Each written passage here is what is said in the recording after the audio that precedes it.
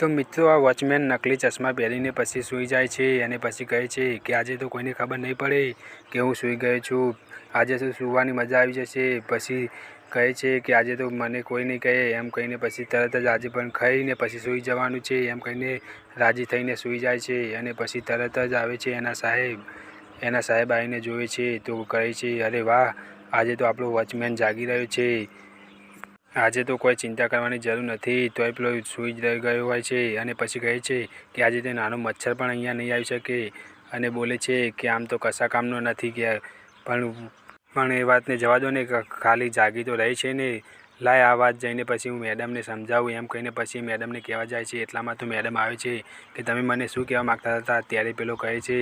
કે મેડમ હું કહેવા માગતો હતો કે આ સિક્યુરિટી ગાર્ડવાળો આપણો સારો છે, કેમ કે આ જાગી રહી છે, અહીંયા મચ્છર પણ આવી શકે તેમ નથી એમ કહીને પછી પેલી મેડમ કહે છે કે તું પહેલાં એની આંખો પરથી ચશ્મા લઈ લે કે એ સૂઈ ગયો છે કે જાગી રહ્યો છે તે તને ખબર પડી જાય છે. અને પછી આંખો પરથી ચશ્મા લે છે તો એ તો સૂઈ ગયો હોય છે.